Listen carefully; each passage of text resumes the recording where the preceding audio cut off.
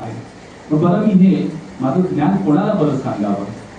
मी तर सर्वसामान्य लोकांना सांगितलं, ये जगामध्ये दुःख आहे, हाव करू नको, वासना करू नको, तृष्णा करू नको, मोह करू नको. लोक ऐकतील का? मग माझं ज्ञान मी कोणाला बरं वाटावं, सांगावं, असा विचार मनामध्ये असताना त्यांना जाणवतं की माझे जे 5 सहकारी आहेत ते मला सोडून गेले होते. का सोडून गेले होते? की मी त्या समाधी भावनेतून निघून त्यांच्यापासून दूर आलो होतो. तेव्हा ते म्हणाले तर तो पहा सिद्धार्थ पुन्हा गृहस्थ आश्रमाकडे जात आहे. आणि ते आम्ही ते सिद्धार्थाची निंदा नालस्ती करत होते. मग सिद्धार्थ जाणतात की माझे 5 सहकारी इसिपिंतन निगदाय वनामध्ये, आता कारणात मधल्या मृगदाय वनामध्ये त्या ठिकाणी ते थांबलेले आहे. सिद्धार्थ तिथून कारणात तिथे जाण्याकरता निघतात. तर वाटेत त्यांना एक आजीवक भेटतो. हा आजीवक जैन पंथीय असतो, साधू असतो. त्याने ऐकलेलं असतं की सिद्धार्थ, राजपुत्र सिद्धार्थाला संबोधित प्राप्त झालेले आहे. आणि तो सिद्धार्थ भगवान बुद्धाजवळ येतो आणि त्यांना नावाने हाक मारतो. तेव्हा भगवान बुद्ध म्हणतात, अरे मी आता तथागत आहे, तसंच अधिक आगत, मी सर्व काही जाणलेलं आहे, मी सत्य जाणलेलं आहे, मला तथागत म्हणून संबोध. तेव्हा भगवान बुद्धांनी स्वतःला तथागत ही संज्ञा लावून घेतली. आणि पुढे सारनाथला येत असताना वाटेमध्ये 5 सहकारी भगवान बुद्धांना पाहतात. तेव्हा ते 5 सहकारी म्हणतात, तो पहा सिद्धार्थ येत आहे, त्याचा कोणी आदर सत्कार करायचा नाही, त्याला कोणी प्यायला पाणी द्यायचं नाही, त्याला बसण्याकरता कोणी आसनही द्यायचं नाही, कारण तो गृहस्थ आश्रमामध्ये गेलेला आहे. असं 5 जण मनोमन ठरवतात.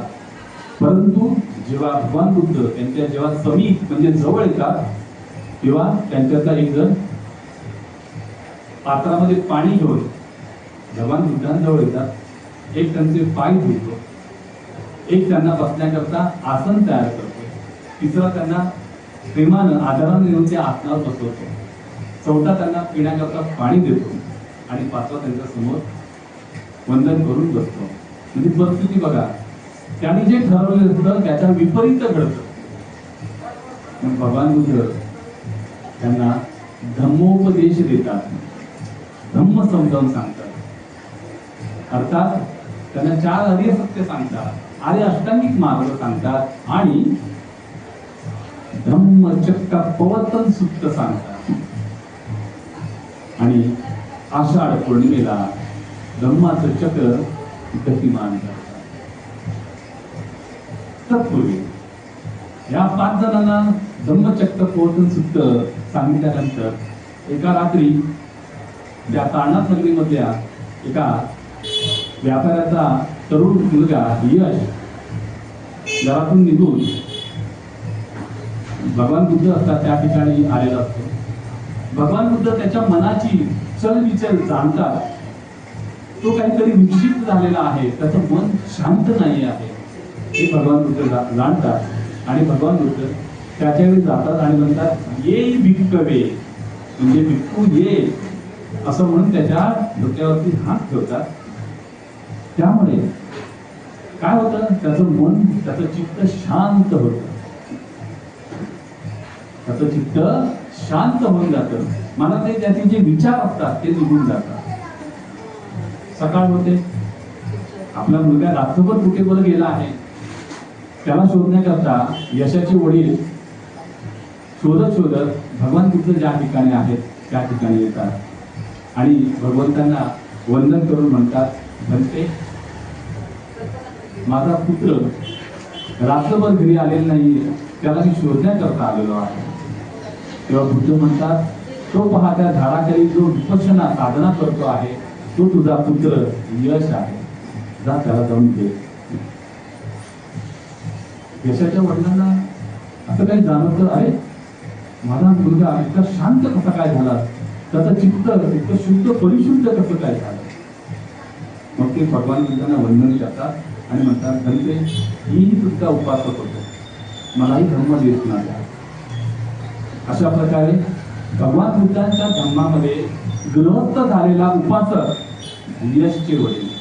आता आपणही उपासक आहोत, परंतु आपण कसं गृहस्थ आश्रमामध्ये आहे. आपण कुटुंबामध्ये आहोत, आपण शिवर परिधान केलंय का, घर सोडून गेलाय का, नाही तर आपण उपासक आहोत, पण गृहस्थ आश्रमामध्ये वास्तव्य करणारे आपण उपासक उपासिका आहोत. कालांतराने यश आणि त्याचे जे मित्र 54 मित्र असतात त्यांनाही वार्ता कळते आणि तेही स्वतःहून निघून भगवान बुद्धांकडे येतात आणि भगवान बुद्धांकडे याचना करतात की भंते आम्हालाही प्रवज्या द्या. बुद्ध नेहमीप्रमाणे येई भिक्खवे म्हणतात आणि त्यांना अनंत लक्षण सूक्त सांगतात आणि त्यांना धम्मदेशना देतात. आणि असं करत असताना आषाढ पौर्णिमेच्या दिवशी भगवान बुद्धांचा भिक्खू संघ तयार होतो. कसा? भगवान बुद्धांचे 5 सहकारी, यशाचे 54 मित्र आणि यश असे 55 आणि ते 5 किती झाले? 60 जण. आणि भगवान बुद्ध 61 आले. 61 जणांचा भिक्खू संघ होतो आणि भगवान बुद्ध म्हणतात आता आषाढ पौर्णिमा आहे, आता वर्षावासाला प्रारंभ केला पाहिजे. माझा प्रथम वर्षावास या सारनाथमध्ये होईल, परंतु तुम्ही इथून निघून जायचं, एकट्याने जायचं आहे आणि लोकांना माझा धम्म समजावून सांगायचा आहे. तेव्हा बुद्ध त्यांना आदेश कसे देतात? चरत भिक्खवे चारिकम बहुजन हिताय बहुजन सुखाय अत्ताय हिताय लोकानुकंपाय अत्ताय हिताय सुखाय देव मनुष्यानं. पुढे बुद्ध म्हणतात मा एकेन द्वे अगमित्वं देवेत भिक्खवे धम्मे आदि कल्याणं मध्ये कल्याणं पर्यवसान कल्याणं सात्तं सप्पं केवलं परिपूर्णं परिशुद्ध ब्रह्मचर्य पकासेत. म्हणजे हे भिक्खूनो बहुजनांच्या हितासाठी, बहुजनांच्या सुखासाठी, लोकांच्या आणि देवांच्या कल्याणासाठी, सुखासाठी तुम्ही जा, परंतु एकट्याने जा, एकत्र जाऊ नका. आणि माझा हा कल्याणकारी, मध्य सुरुवातीला कल्याणकारक असलेला, मध्येही कल्याणकारक असलेला आणि शेवटीही कल्याणकारक असलेला धम्म लोकांना समजावून सांगा. कारण तो कसा आहे? परिपूर्ण आणि शुद्ध आहे. आणि हे सांगताना कसं असलं पाहिजे? ब्रह्मचर्याचं पालन झालं पाहिजे. आणि भगवान बुद्ध असा आदेश दिल्यानंतर भिक्खू संघ एक-एकट्याने प्रत्येक भिक्खू वेगवेगळ्या मार्गाने वर्षावासानिमित्तानं वेगवेगळ्या ठिकाणी निघून जातात. आता वर्षावास म्हणजे काय? आपल्या सर्वांना माहिती आहे. भगवंतांनी सांगितलं होतं की सुरुवातीला जे गाव येईल त्या गावामध्ये तुम्ही थांबायचं आहे आणि तिथे 3 महिने तुम्ही वास्तव्य करायचं आहे. कारण तुम्ही जर चालत राहिला तर नदी, पावसाचे दिवस आहे, नदी नाल्यांना पूर आलेले असतात, कदाचित जीवावर बेतू शकतं. झाडं झुडपं वाढलेली असतात, विषारी सर्प हे त्या जागेमधून वळवळत असतात, कदाचित तुमचा पाय पडला तर दंश होऊ शकतो. नवीन जीव उत्पन्न झालेले असतात, नवीन गवत, नवीन धान्य उत्पन्न झालेलं असतं, त्याच्या आश्रयानं अनेक जीवाणू कीटक जन्माला आलेले असतात. ती अन्न साखळी असते, तुमच्या येण्या जाण्यानं तुमच्या पायी पडून त्यांचा मृत्यू होऊ शकतो. म्हणून तुम्ही एका जागी राहून ध्यान साधना करा.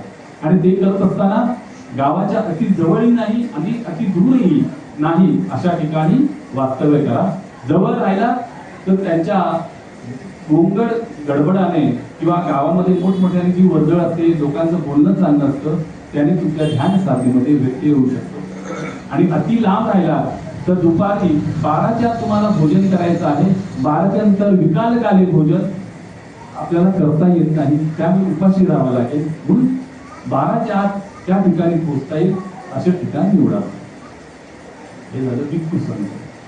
आता भगवान बुद्धांचा पहिला वर्षावा सारनाथमधल्या विद्यावनामध्ये झाला. पुढे भगवान बुद्धाने काय सांगितलं आहे आणि त्यांना कशी संज्ञा दिली जाते त्याचं वर्णन आहे. जगामध्ये अनेक धर्म संस्थापक निर्माण आहेत. प्रत्येकाने स्वतः देवाचा अवतार प्रेषित समजलेला आहे. त्यांनी सांगितलं मी देवाचा पुत्र आहे, मी प्रेषित आहे, म्हणजे ईश्वराचा अवतार आहे, मला ईश्वरानं पाठवलेला आहे. जर मी जे सांगतो आहे तुम्ही ते मान्य केलात तर तुम्हाला मोक्ष मिळेल असं त्यांनी सांगितलेलं आहे. परंतु भगवान बुद्धांनी सांगितलं आहे मी शुद्धोदन आणि महामायेचा पुत्र आहे, मी मोक्ष दाता नाही तर मी मार्गदाता आहे. मी तुम्हाला मार्ग दाखवत आहे. मोक्ष म्हणजे काय अलौकिक काय जी असेल विद्या ती मी तुम्हाला सांगू शकत नाही, कारण मी सर्वसामान्य माणूस आहे. पुढे असं म्हटलेलं आहे काही धर्मामध्ये संघटना असते की अमुक एक केलंच पाहिजे, तमुक केलंच पाहिजे, आणि अशा प्रकारे तो धर्म वाढत असतो. कशामुळे? दबावामुळे. परंतु बुद्ध म्हणतात माझा धर्म नाही, हा धम्म आहे. तो तुम्ही आचरणात आणताना तुमच्या सद्विवेक बुद्धीला पटत असेल तर ते माना, अन्यथा सोडून द्या. इतकं स्वातंत्र्य भगवान बुद्धांनी दिलेलं आहे.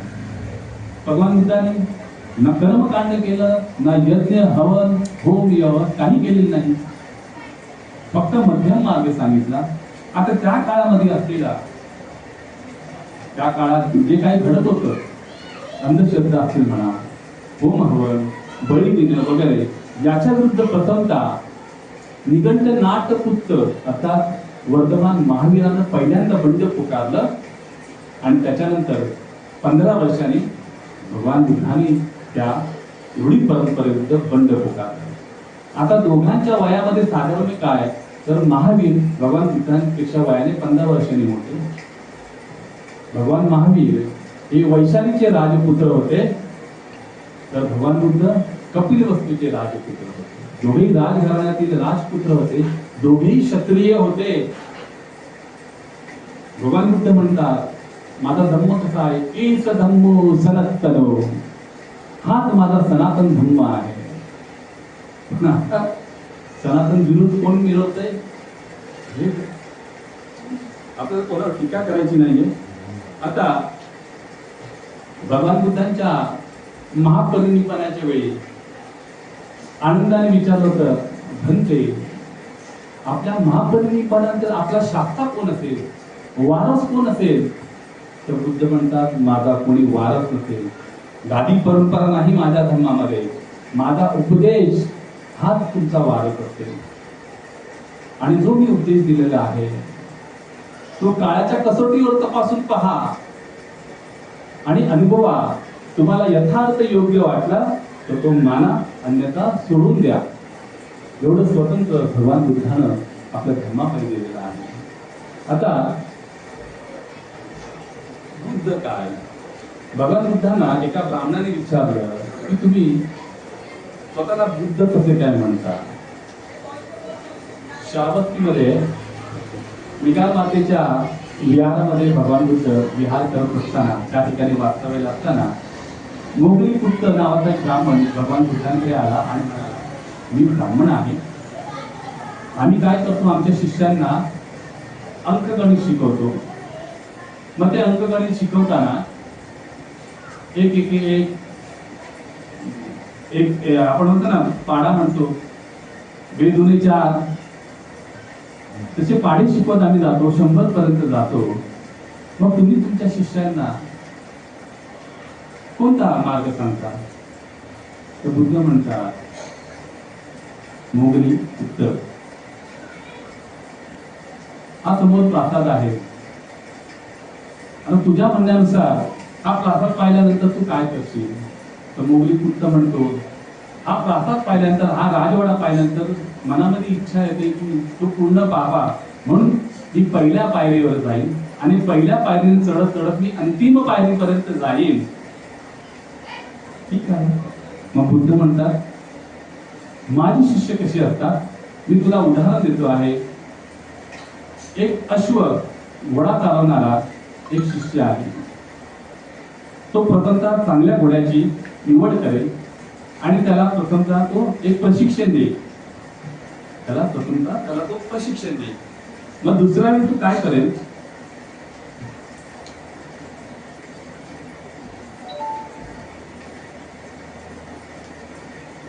दुसऱ्या वेळी मी त्याला सांगेन, हे बंधू तू शीलवान हो आणि कर्तृत्वाच्या जाणीवेने स्वतःला संयमित कर, असं मी त्याला सांगेन.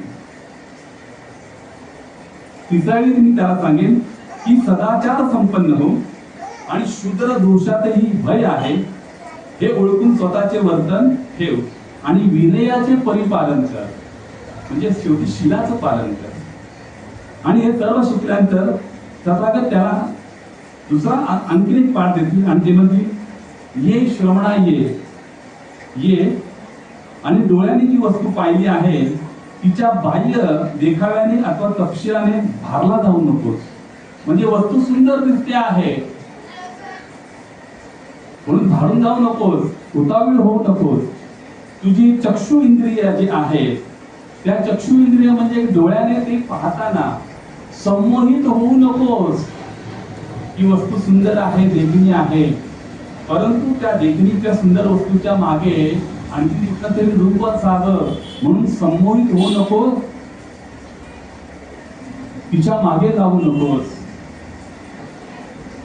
तिसरं आहे की असा निग्रह कर तू जे कानाने ऐकले आहे, डोळ्याने पाहिले आहे किंवा नाकाने तिचा सुवास घेतला आहे किंवा जिभेने तिची चव चाखली आहे किंवा स्वतःच्या शरीराने त्या वस्तूला स्पर्श केला आहे.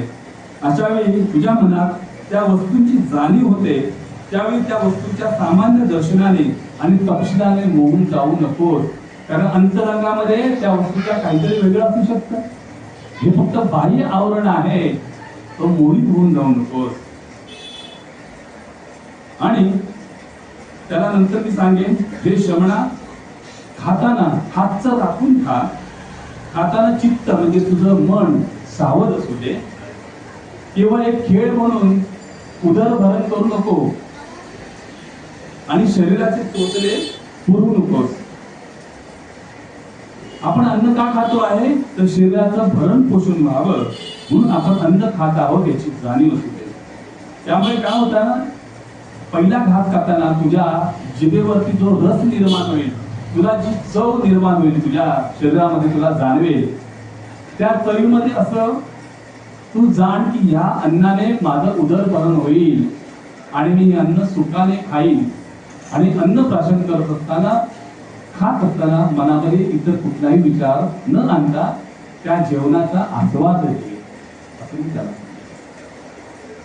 आणि रात्री झोपताना कसं झोपायचं आहे, सिंहासारखं उजव्या कुशीवर झोपून दोन्ही पाय पोटाजवळ घेऊन सिंह जसा पोहतो झोपतो त्याप्रमाणे तू निद्रा घ्यायची आहे, असं मी त्याला सांगितलं. मग भगवान बुद्धांना एक ब्राह्मण प्रश्न विचारतो की तुम्ही स्वतःला बुद्ध कसे काय म्हणत.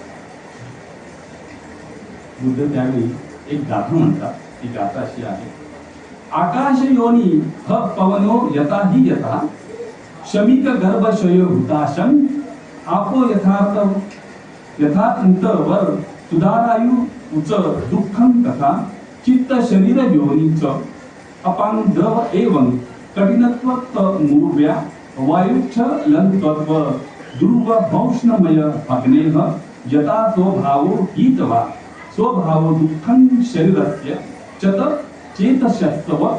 या गाथेचा मराठी अर्थ कसा आहे, असं म्हटलेलं आहे की जसा आकाशाचा आधार वायू आहे, तसा अग्नी शमी वृक्षाच्या लाकडामध्ये सुप्त अवस्थेत आहे आणि जसे पाणी पृथ्वीच्या अंतरंगात प्रवाहित आहे. पाणी असतं ना जमिनीमध्ये, आपण विहीर खोदतो किंवा बोर पाडतो तेव्हा पाणी मिळतं ना, आणि ते वरती असतं का जमिनीच्या खाली असतं. तसेच दुःख हे मनामध्ये आणि शरीरामध्ये, म्हणजे दुःख माणसाच्या मनाशी आणि शरीराशी निगडीत असतं. उदाहरण काय दिलेलं आहे, जसं पाण्याचा स्वभाव हा द्रवपणा आहे, पृथ्वीचा स्वभाव हा कठीणपणा आहे. भूमी कशी आहे, कठीण आहे ना जमीन. वायूचा स्वभाव चंचल आहे, वारा एका दिशेने वाहतो का, वेगळ्या दिशेने वाहत असतो. आणि अग्नीचा स्वभाव काय आहे? उष्णता आहे, ज्वाला आहे. त्याप्रमाणे शरीर आणि चित्त यांच्या स्वभावातच दुःखाचा धर्म आहे. मग दुसरा प्रश्न असा आहे, त्या गाथेमध्ये ते म्हणतात, अभिज्ञेय अभिज्ञातम अभावितब्बम भावितम पहातब्बम पहिनम मे तस्मा बुद्धोस्मी ब्राह्मण. म्हणजे जे जाणणे आवश्यक होते ते मी पूर्ण जाणलेलं आहे. जी साधना विकसित करणे आवश्यक होते ती मी पूर्ण केलेली आहे आणि विकसित केलेली आहे. ज्यांचा त्याग करणे आवश्यक होते त्या सर्वचा मी संपूर्णपणे त्याग केलेला आहे. म्हणून हे ब्राह्मणा मी बुद्ध आहे, असं आपल्या गाथेमध्ये सांगतात. आणखीन एका गाथेमध्ये ते बुद्ध असल्याची ग्वाही देतात. ती गाथा अशी आहे, यो वेदी सब्ब सत्तानं मच्चुपासा प्रमोचनं हितं देव मनुस्सानं न्यायं धम्म पकासई यो वेदी स्वाच सुत्वाच पसिद्धंती बहुजना मग्गा मग्गस्स कुसलो कटपिच्चो अनासव बुद्धो अंतिम शरीरो महाकयो महापुरुषो ती उच्चती. म्हणजे जो सर्व प्राणी मात्रांना मृत्यूपासून म्हणजे या संसार बंधनाच्या पाशातून मुक्त करणारा मार्ग जाणतो, देव आणि मनुष्य यांच्या हितासाठी न्याययुक्त धर्माचा उपदेश करतो. ज्याला पाहून किंवा ज्याचे वचन ऐकून अनेक लोक श्रद्धावान होतात, जो योग्य मार्ग आणि अयोग्य मार्ग यांचा ज्ञाता आहे, ज्याने करावयाचे कार्य पूर्ण केले आहे, जो सर्व आस्वादांपासून तृष्णा मोह लाभ भाव आणि क्लेश यांच्यापासून मुक्त आहे, जो अंतिम देह धारण करणारा आहे, महान प्रज्ञावान आणि महान पुरुष आहे, त्याला बुद्ध असे म्हणतात. भगवान बुद्ध म्हणतात. म्हणून ब्राह्मणा मी बुद्ध आहे, कारण मी सर्व संघ त्याग केलेला आहे, सर्व तोडलेला आहे, मोह पाशातून मुक्त झालेलो आहे आणि माझा अंतिम जन्म आहे. आणि हे जाती त्याला मरणाचं भवचक्र भेदून मी जाणार आहे, कारण मी सत्य जाणलेला आहे. वेळेचं भान आहे, 9:30 झालेले आहे. या ठिकाणी आम्ही माझं हे व्याख्यान थांबवतो आहे. उपस्थित बंधूंनो, आज आपल्या शाखेचे ज्येष्ठ सदस्य आणि माजी अध्यक्ष उपाध्यक्ष अंशुमान यशवंत सकपाळ आणखी त्यांच्या सुविद्य पत्नी स्मिता सकपाळ यांच्या कुटुंबियांच्या वतीनं आज हे वर्षावासातील दुसरं पुष्कळ या ठिकाणी संपन्न होत आहे. त्यानिमित्तानं आपल्याबरोबर धम्माच्या निमित्तानं सुसंवाद ब्रह्मदेशना करण्याची एक सुसंधी त्यांनी मला दिली. त्याबद्दल मी त्यांचं मनापासून आभार मानतो, त्यांचं अभिनंदन करतो. शाखेनेही मला या ठिकाणी निमंत्रित केलं, त्याबद्दल त्यांनाही धन्यवाद देतो. आणि आपण सर्व उपासक उपासिका शांत चित्तानं किंवा पाऊण तासभर मी जी काही चर्चा केली किंवा जे काही सांगण्याचा प्रामाणिकपणे प्रयत्न केला, तो आपण शांत चित्ताने ग्रहण केला, त्याबद्दल मी मनापासून आपण सर्वांना साधुवाद करतो.